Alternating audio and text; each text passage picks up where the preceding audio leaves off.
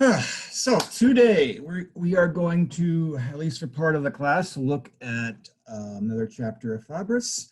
This one on holding the sword extended. This is a fairly simple passage, or let's say deceptively simple.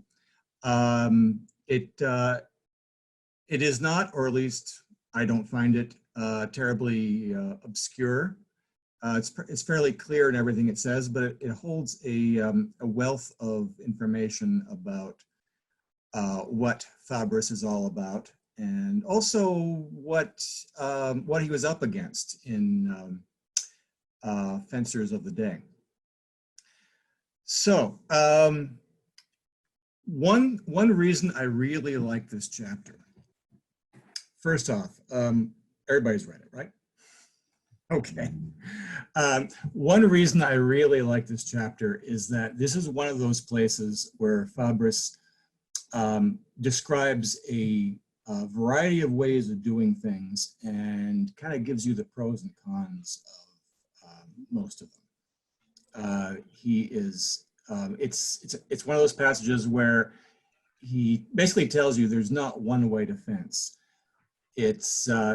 He obviously gives you a preference and does talk about his preferences more than he talks about the rest, but he does point out that everything is good for something, and that there is no one way that you want to fence ever. Whereas some ways might be safer, some ways might be better for attacking, some for defense. He tells you right at the end that you should never limit yourself to one particular way. And one of the reasons that he doesn't necessarily mention is that you don't want to be predictable to your opponent. You need to have every tool available for the correct application, and you need to change things up. So that your opponent can't pin yourself down. You need to be so much more flexible than he is, and that's what makes not necessarily a good fencer, but an unpredictable fencer, a dangerous fencer. All right, everybody following me so far? Okay. So he starts off by talking about some of the standard ways that people fence. And I can show you some of them right here. This, by the way, is my very first PowerPoint presentation. I've never actually had to do one before, and it's extraordinarily simple. But, so everybody can see this? This is basically what he's talking about right at the beginning. People who hold their sword at a fairly comfortable angle in front of them. And this is an illustration from Marozzo. And so we're talking about 70 years earlier. But this was a very, very standard way of fencing. And it still is today. And in fact, there we are in a version that Fabris shows you. This is what we call his natural terza. We understand that this is a natural angled guard. It is a comfortable guard, or at least more comfortable than any other way, because the hand does not strain itself. You're not cocking the wrist forward. You're not straining to keep a straight line. You're holding the sword in a fairly natural angle, and there are advantages to this. It is stronger in some ways, but it is less appropriate for other reasons, and Fabris is not particularly fond of it. It does not really match with his style, as we'll see. But this is, forward inclined body and all, this is kind of his version of the standard, what I think of the standard fencing of the day. With or shall we say, not the standard, but maybe the common fencing of the day. This is probably what he would consider vulgar fencing. And by vulgar, it doesn't have the same pejorative meaning that we give it now. It's more, you know, this is kind of fencing of the people, shall we say. All right. So you can see this is basically just, you know, a very forward, more linear version of this, where the sword is extended out in front of you, but, you know, in more of a rapier fashion, right? Trying to advance the sword, cover more of the line. So this is basically what, you know, the standard, what we call what was called the coda longa guard, the long tail guard of the 16th century. This is what it would have become by Fabris's day. Now, he doesn't spend a lot of time talking about this. Actually, he will just by comparing it to his preferred guards. But you know, he states this, and then he tells you about another way that people hold the sword, which may be a little bit more rapier friendly, and it looks something like this. Now, this is a fairly extreme version that we're looking at on the fencer on the left right now, where he talks about the sword fairly refused, but very much in a line with the forearm.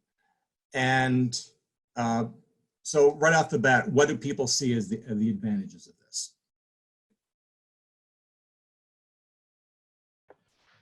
Your measure is somewhat disguised from your opponent.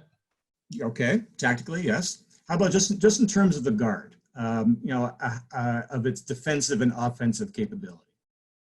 Your hand and forearm are withdrawn, so they're no longer a target. Okay, the arm's not a target. Good point. What about the sword? Because it's not a fully straight, it's more mobile. Good one. Yes. And that is going to be a theme throughout Fabris's book, and he especially returns to it in book 2 when he lays down his techniques for proceeding nonstop against the opponent. This plate, in fact, comes from his 6th rule of proceeding against the opponent from book 2. But it's probably the one plate that illustrates the best what he's talking about in this passage.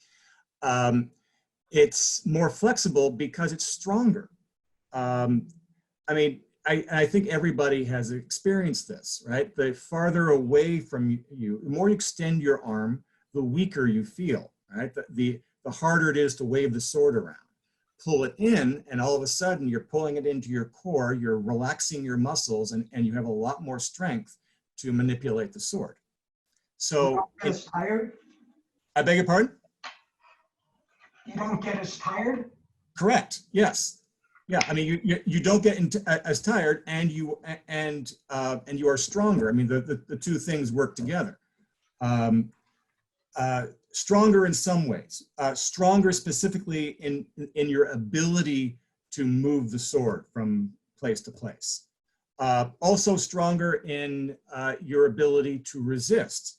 You hold the sword way out in front of you with extended arm, and someone pushes on your sword, and you don't quite have the same, regardless of your structure, you don't necessarily have the same strength as if you pull it into yourself. So in that way, it's a much stronger guard. What about the vulnerability of the sword? If you look at the fencer on the right, who is in a much more standard guard, for Fabris at least, what do you see?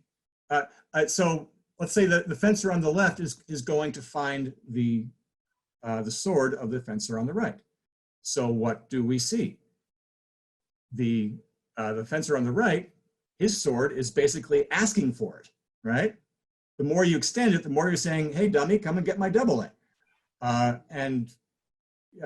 Who the dummy is depends on, you know, who is more ready for the given situation, right? But if you pull your sword away, keeping that straight line of arm and sword, so basically maintaining that good structure from the elbow, but withdrawing it, now you're pulling your double A away from him, and he's going to find it a lot harder to find your sword. Dan mentioned deceptive measure. If the fencer on the right were to step forward and try and gain the guy on the left's sword and step into measure, he would immediately find himself in a much closer measure than he expected. Right? And in fact, fencer on the left may be able to hit him with just an arm extension, depending on, you know, how far he stepped in. Right? So that's what happens to measure. That's not exactly what Fabris is talking about right now, but it's definitely a consideration. All right, everybody seeing that? Okay. So that is the second thing that he's talking about. And here's another example from earlier in the book, and I think we looked at this plate a couple of weeks ago. This is Fabris's, a version of Fabris's quarta, or rather one of Fabris's versions of quarta, the strong inside quarta, where he is creating a strong structure on the inside against an angled seconda. Right? Yeah, we talked about this 2 weeks ago when we talked about finding a sword. So this uses that same idea, right? The sword is more refused, right? The elbow is quite bent. The sword is closer to the body. This makes him much stronger so that he can more easily manipulate the threat that's in front of him. At the same time, he's maintaining that strong line of forearm and sword. So he's not breaking the structure. Also notice that unlike a well-formed quarta, here he's actually turning his left shoulder a little forward, right? He's not so much in profile. The left shoulder comes forward, and this is kind of part of the same idea of pulling that sword in, increasing your physical strength. Just like extending the arm, it conveys a lot of advantages, you know, increased cover and increased reach, but it weakens you. Turning to a full profile, however well it creates a structure for thrusting or and a refusal of the body for defense, it also physically weakens you.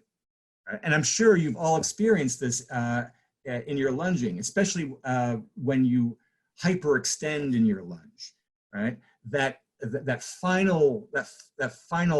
finish of the lunge tends to feel kind of weak because you were so extended with from the point of your sword all the way through your shoulders that you do not feel as strong, and you can be easily parried. Here is a situation where Fabris is creating a strong inside line by not only refusing his sword, not only maintaining that linear structure from the elbow, but by turning his left shoulder forward, basically bringing his entire core together to create more strength in the parry. This is something you can experiment with yourself. You know, extend your arm, profile your body, and, you know, push a weight from one side or another. Then do the same thing, refusing your elbow, turning your left shoulder forward, using your core to back and forth, and see how that works.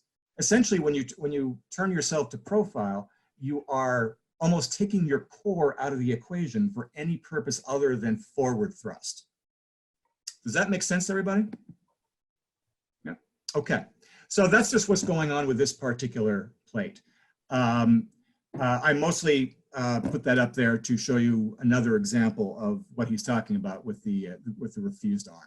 But it's a good example in that this guard is specifically all about physical strength on the inside, and that's what that refusal of the elbow is about, right? Other than, you know, pulling the double-A away from the opponent. Now Fabris starts talking about what it would seem to be his preferred way of holding the sword, because he spends about a whole page talking about it.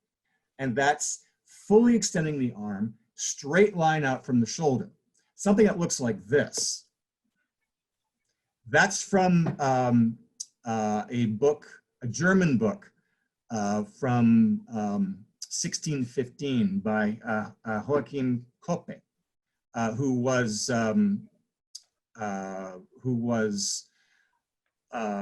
some think an actual student of Fabris, but he was definitely continuing the Fabris tradition and explaining a Fabrician style of fencing in his book.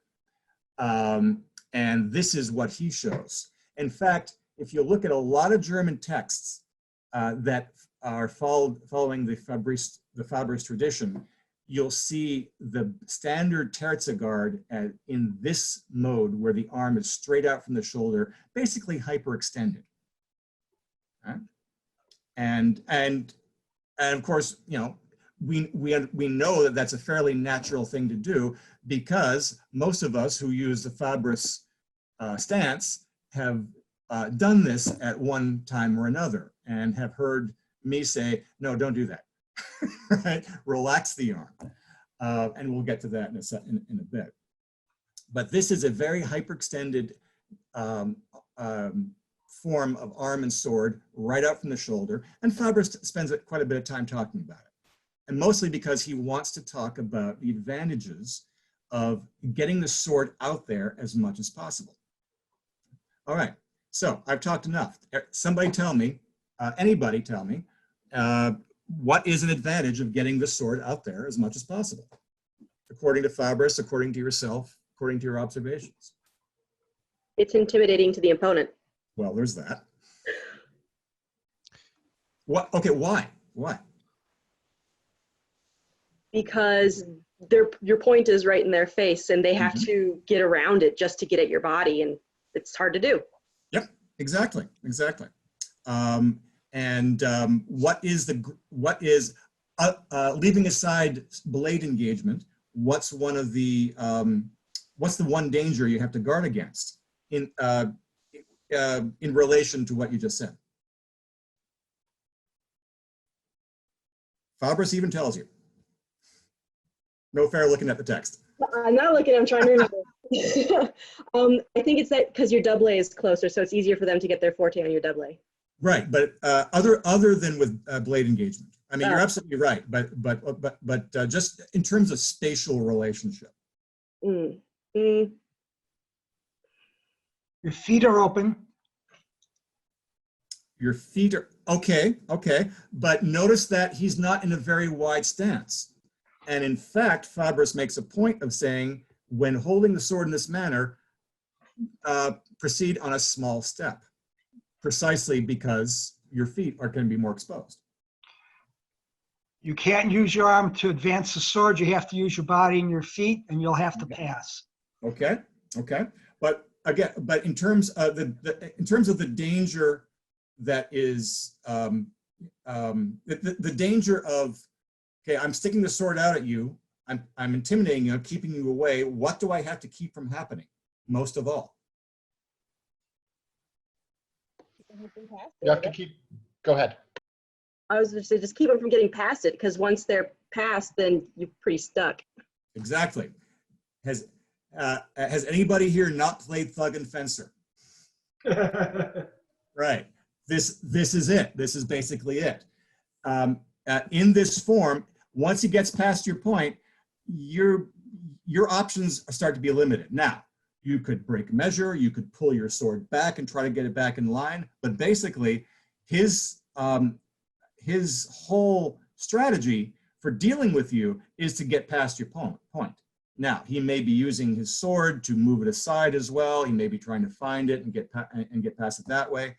But basically, you stick your point out at him, and you have to keep him there. You have to keep it in front of him at all times.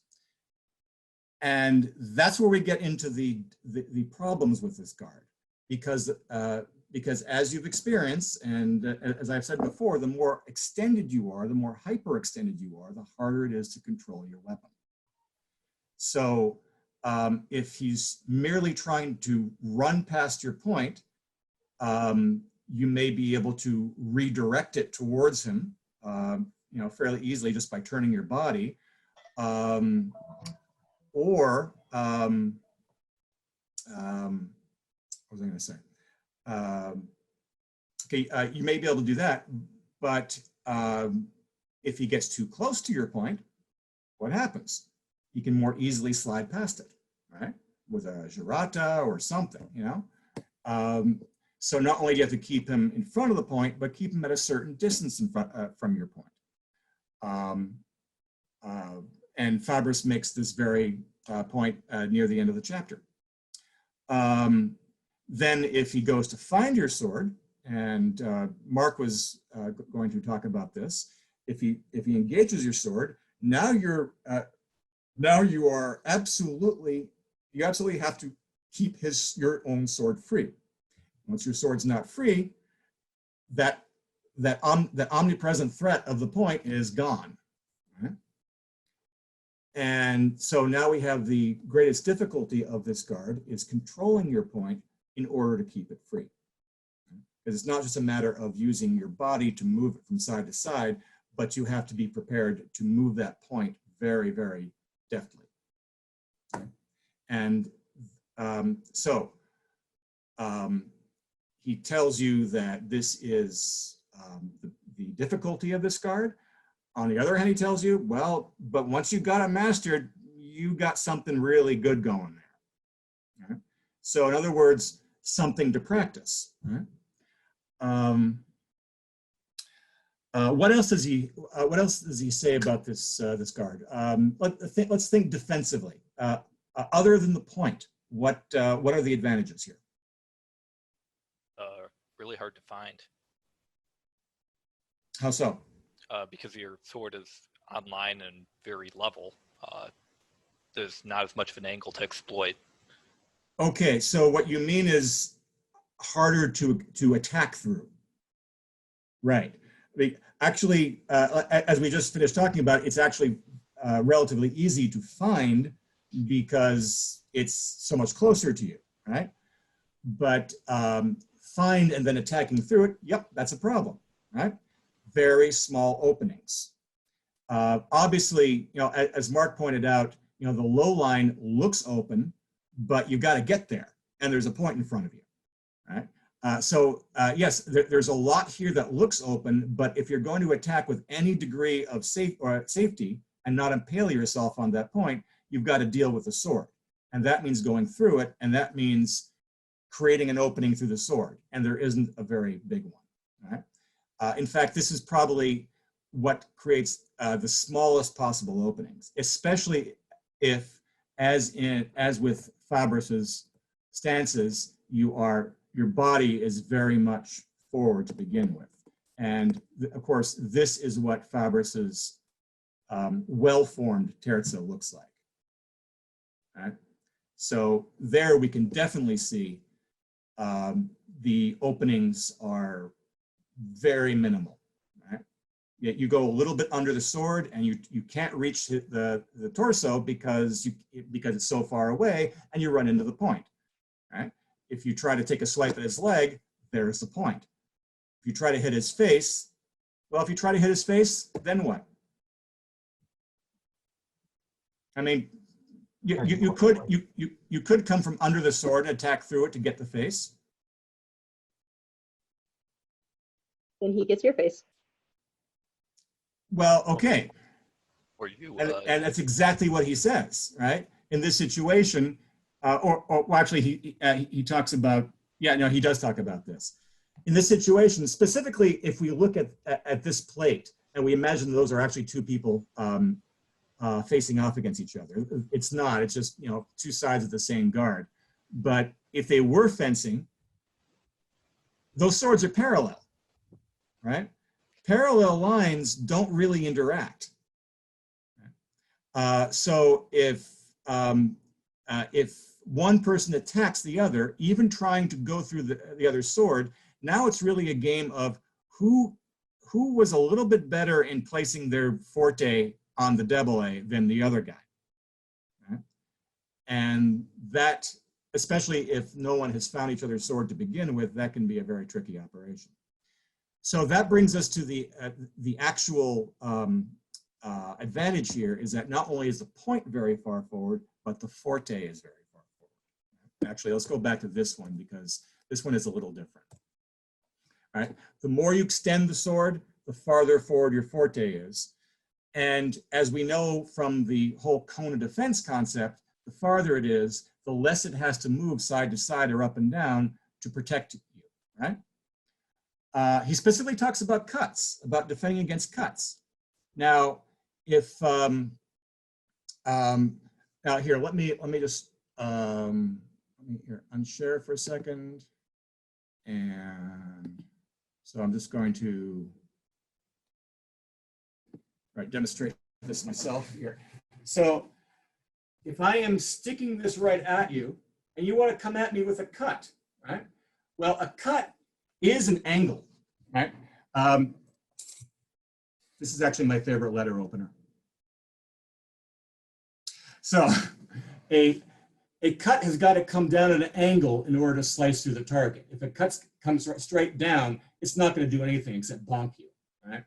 So here's the cut coming, and there's the straight line. So if that cut comes down, say, all right, this way, there's the forte. Comes down this way, there's the forte. Right? So in other words, regardless of whether he thrusts or cuts, the forte is perfectly placed with a minimal motion to intercept it. Let's go back here.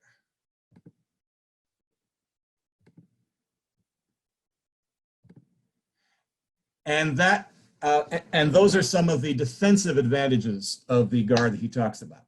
Now, who, I think, was it Dan who talked about, Dan or Mark, I forget who, talked about the lunge. There is no arm extension in the lunge here, right? There'll be a little bit of body, unless, of course, your body already, hang on a second, looks like that. There's going to be very little extension of the body too.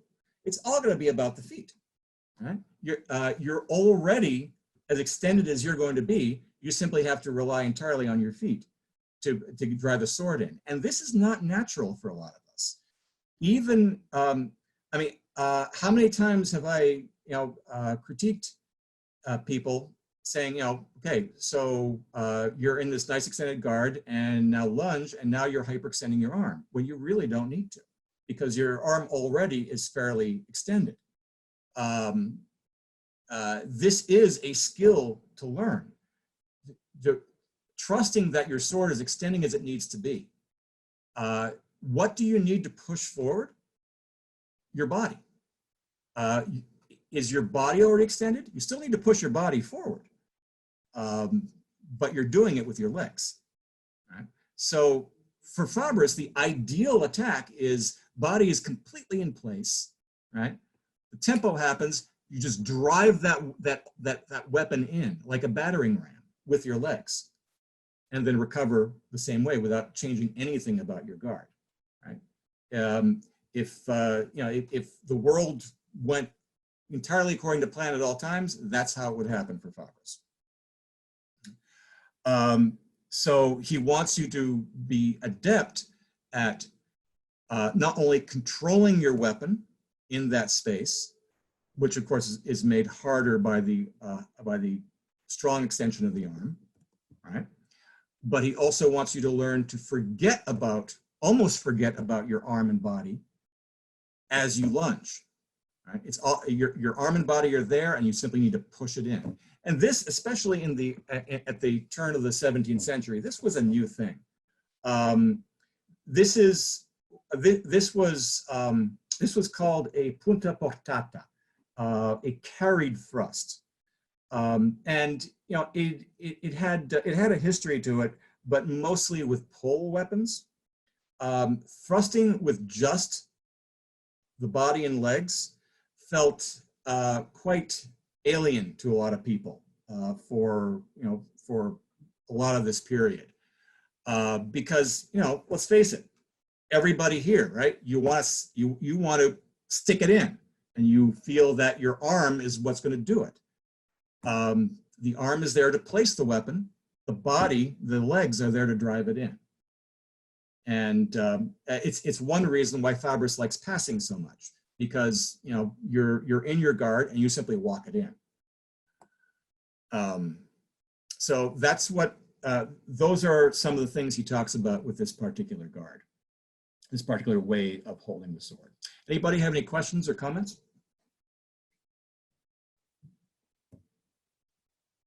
Okay. Nope. Now, now he starts talking about angles, right? Actually, let me just go back to the text here. Okay. So he's talked about straight lines, right? And he says this requires great practice, right? You have to learn to lunge without flinging your arm at all. You have to learn to keep your arm in the correct position. And then he talks about those who hold the sword at an angle. They do fortify their sword, right? It is a much more natural and thereby physically stronger way to hold your sword. And we looked at this, and we looked at the Terza guard and finding the sword like months ago. You find the sword by keeping a straight line, dropping your elbow below their point. But if their point's too low, you need to lower your hand and thereby create that natural angle between arm and sword, right? Like that. Where am I? There we go, like that, right? And I mentioned that this is totally fine, because it actually is a strong way of placing his sword under yours. And if he tries to push through, you can simply push your arm down into his sword, and your blade will bury his. So it is strong, but it is problematic for other reasons. What are some of the things that are a problem with angled guards like that? And by angled guards, we're talking about, Larger opening to attack? yes, larger opening to attack, okay? And what do you specifically mean by that? If you close one side, you open up the other. Well, that's true with any guard. Okay. So what, why is it a larger opening for my opponent's attack?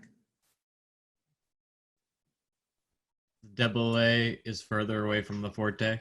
Right, or rather it's a different plane, right? And actually this plate is where Fabris talks about that. He says if you draw a line, a straight line, and by that he means a horizontal line, from my double A to my body, you'll see that line is very far away from the point. From my forte. So in this guard, if he knows how to attack through my double A, my parries are going to be a lot slower, right? Because my forte is so far away. All right. What else? What other problems do we have here? You can end up taking the tip too high to where your point's out of presence. You could. It's still a matter of controlling your point, but that's definitely a danger. Certainly, the more you angle it upward. Anything else? Very hard to have. Very hard to calve. Exactly. Right. And of course, the farther he penetrates your sword in the engagement, the bigger their cavazione is going to be, and that is probably one of the biggest tactical disadvantages that Fabris does not like about this particular guard.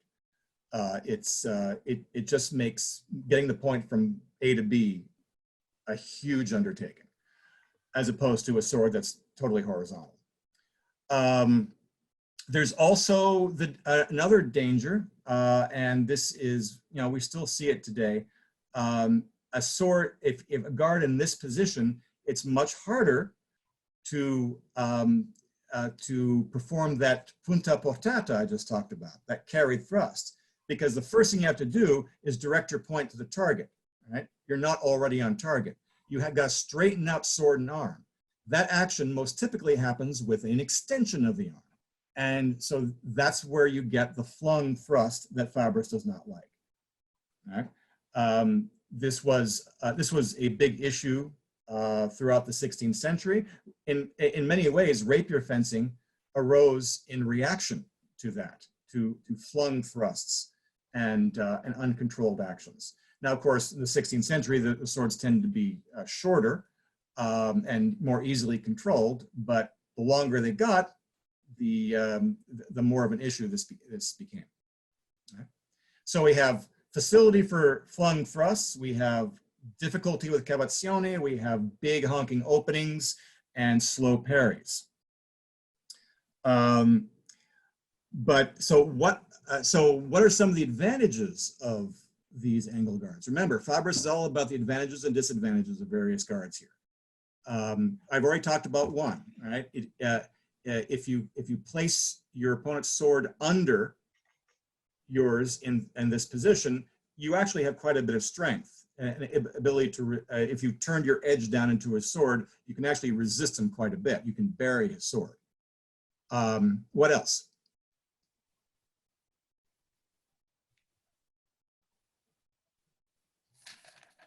You can yield. You can yield. You've been reading the text. Yeah, so now he talks about angles and what angles are good for. Angles are good for offense, he said, bad for defense. What does he mean by that? He means something like this. All right? There's an angle. This is also from book 2, by the way.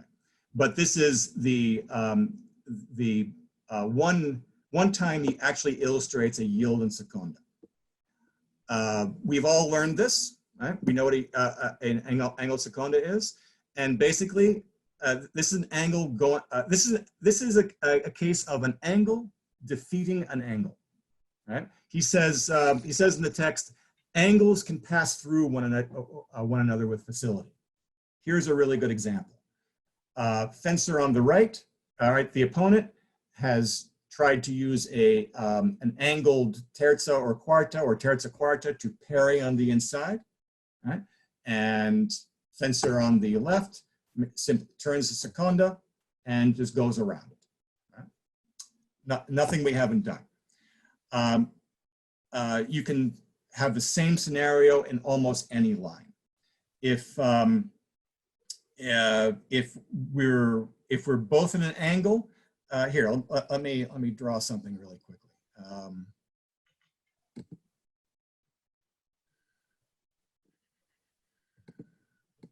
So let's say, here, I'm just going to draw over this. So let's say my opponent is giving me that, right? So we're seeing this from above. So that would be, say, an angled seconda, right? I'm over here. And I give him another angled seconda. Right? So basically, we create two parallel lines there again, right? I can pass this way, and my angled seconda comes over his arm and away from his sword. Or we can look at, let's say he gives me an angled quarta. and I give him an angled seconda, right? Either above or under his blade. You can see that neither one of our weapons really presents an obstacle to the other, right? Remember, we're seeing this from above, so the swords are crossing on top of each other. Right? So I can simply slide my blade right through the angle that he's creating. Whereas if we have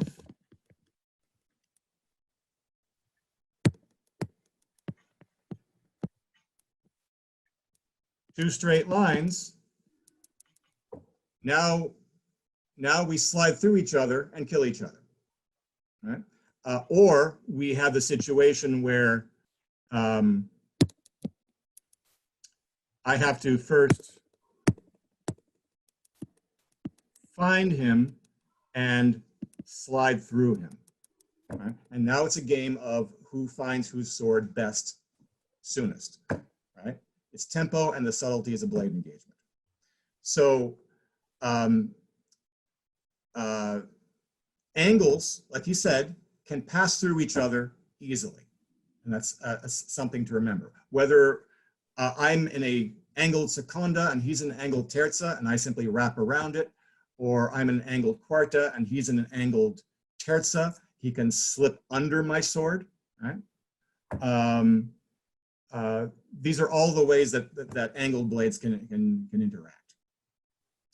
If he is, however, in an angled guard, and I am in a straight guard, holding the sword fully extended in front of me, now he has to deal with my debole. Yeah, well, he has to deal with my debole and with my forte. Right?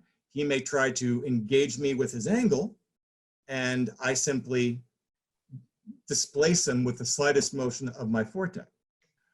Or if he tries to angle around me, and we saw that the other day. I don't have that plate available. But if he tries to angle a seconda around me, we saw a few weeks ago that I could take a strong quarta, place the hilt against his blade, and create a straight line to his body, right? Probably with a little bit of a void too. So the point here is that straight lines are much better for defense, right? The point is on line to keep him away. The forte is in line to defend against anything he's going to do. If I create an angle to get around his defense, but not to defend. Angles are not good for defense because they can way too easily be moved around or pushed to the side. All right. Everybody following me? Okay. I'll take that for a yes. Okay. Now, lastly,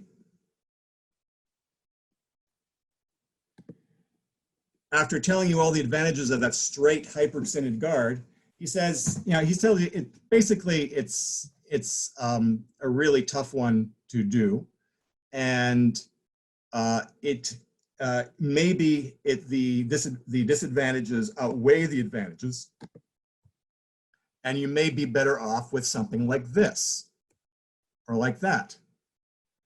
But then he says, to be safest of all, what does he want you to do? Well, let's come back to his well-formed terza. This is not his well-formed terza, this is. What difference do we see?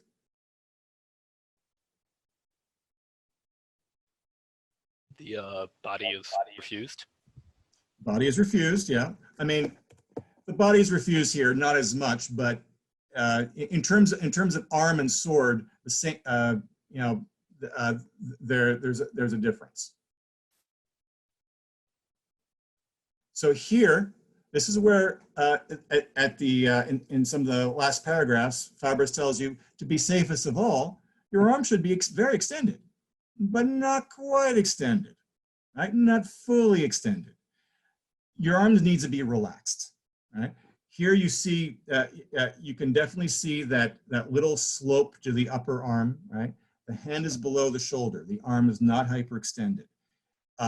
This is kind of the best of both worlds situation. It's definitely leaning towards the advantages of the very extended sword, but we still want to maintain control of it. So that's why this is his well-formed terza, and this is not. Right? This is really how it should look. You always want to keep your arm relaxed, and even as you thrust, even as you lunge, there should be no hyperextension of that arm. You want to think of punching your body through, and your arm and sword are simply an extension of your body. Right? You don't need to extend it any more than that at any point, regardless of the guard that you're in. At least that's the way he would want you to do it. And so stay relaxed. Now, lastly, he basically tells you that, like I said, there's no single way defense, and you really want every tool you've got in your toolkit. So all these guards, all these ways of holding the sword, they're all good depending on the situation. There may be times when this may be exactly what you need. Maybe you really need to bury that sword under you, and you want to keep it strong. Right? Maybe you just extended your sword at him, and then he comes to find it, and you pull it back. Say, no, you're not going to find me. Right? For instance, but having all of these things in your toolkit and understanding the pros and cons, the advantages and liabilities of all of them, that's what you want to learn as fencers. And of course, once you've understood that, now you know how to read your opponent. Right? Because anything he does is going to be some version of this. So once you see that, you can kind of start to understand what he's trying to do or what he's capable of in that situation. Right? Knowing what it is you're facing will be as important as knowing how to use your own tools. Okay, that's what I've got. Anybody have any questions or comments about this?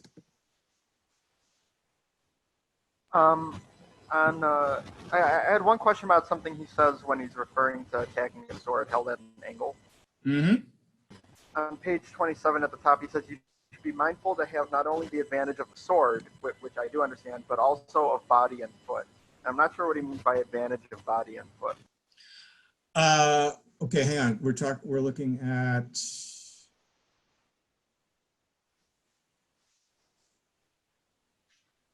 Okay, page 27. 27 according to the text, not the PDF.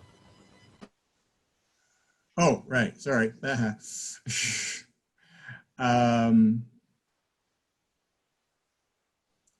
Sorry. Which paragraph? Right at the top. Right at the top. If you want to talk about, should be on the advantage of the sword, but also body. Okay. Now we're going into Dan. You should be able to, Dan or Nick, you should be able to answer this, because this goes right back to Vigiani theory. Right? Having advantage of the sword means, being in a proper situation of advantage. Basically, you found him; he hasn't found you. Right? You engage to your advantage. Body and foot.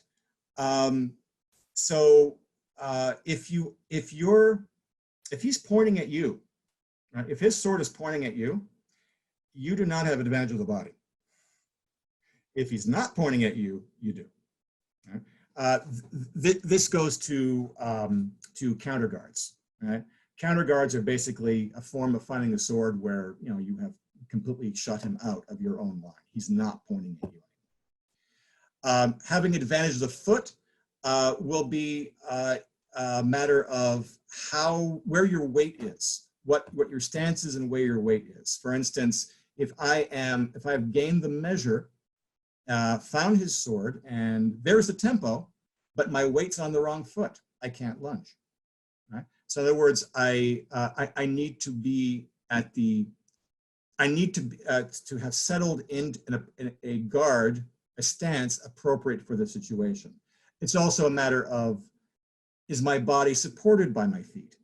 In other words, structure. right? Structure and balance. So advantage of the sword, right? Taking care of what's out there. Advantage of the body, making sure that my body is safe, usually behind my own sword. And advantage of the feet, having my feet properly situated, aligned with each other, and my weight properly situated so that I can take advantage of any given situation. Does advantage of the body have something to do with not being in the line of attack? Exactly. That's exactly it. Right? If he is not pointing at you, then you have advantage of the body. And one of the ways of doing that is placing your sword in the way, placing your blade in the way of his blade and removing your body from his sword. And that's a way of forming a counter guard. All right. That answer your question, Tony? It did. Thank you. Okay. Anybody else? I had a question. Yeah.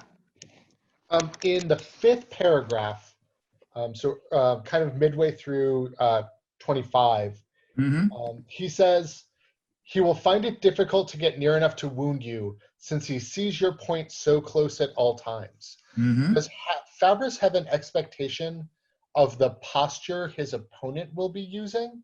Because in Capo Ferro, obviously your point will be farther away from them than if they're in a forward leaned stance. Okay, well, I think regardless of his posture, it's going to be, Closer. your point's going to be much more in his face, depending on your posture, right? So if he is simply hanging back in a Capo Ferro stance, and you are in a very, very extended Fabris stance, his point will be closer to him than if you are also in a rear refuse stance, right? So regardless of how he fences, your point will be closer to him in this particular method. Sure. Now, of course, if you do expect him to fence in a forward stance, then yeah, it's right in his face. And especially, as you know, when you're both in a Fabris stance and you get in the measure, your point is basically almost at their hilts. Right. Yeah. But did Fabris? I mean, Fabris is obviously teaching this agnostically. This works regardless of the posture. But do we have any idea of his expectation of what he would be facing? No, no. And he, just like he says towards the end of this chapter, he expects you to be able to fence effectively, regardless of what your opponent is doing, right? And understand the pros and cons of whatever your opponent is doing. He also says in the following chapter on holding the body that he obviously wants you to fence with your body a certain way, but if you can't, if it's too tiring, better that you should be more erect so that you can actually control your actions, right? Yeah. So he hopes that you're going to fence his way, but he expects that even if you can't, you still know what to do. Incidentally, the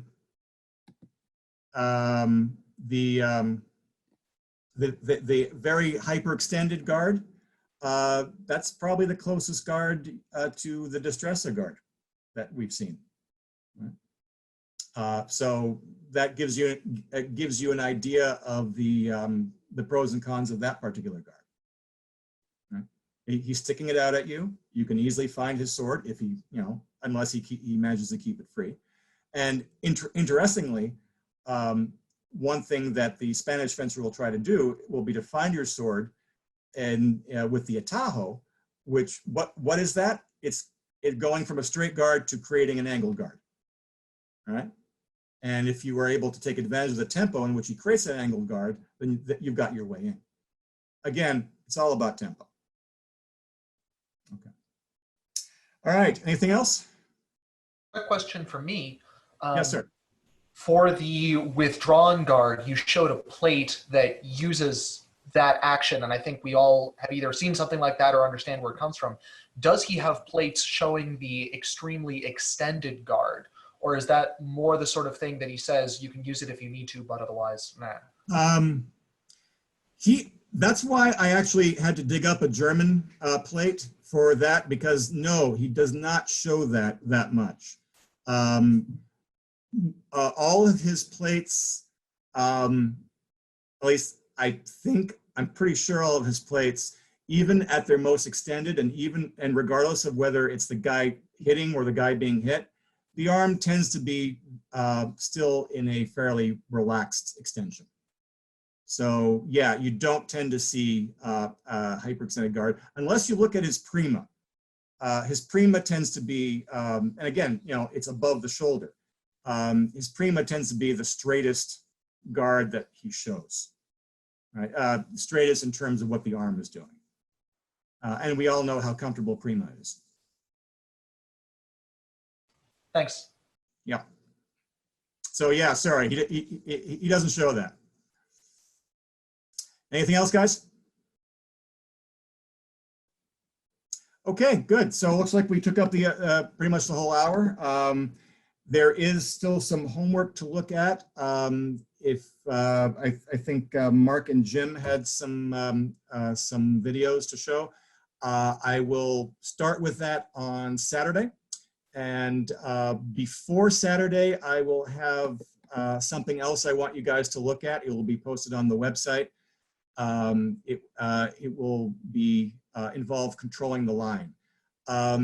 If you have not seen it yet, you should take a look at the very first instructional video that I posted way back, about a month ago, that got posted on Facebook. It's I think it's listed on the website as the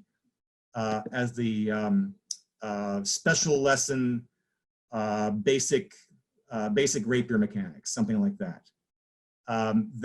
Take a look at that. It's a 12-minute video. I talk all the way through it, so you'll enjoy that. But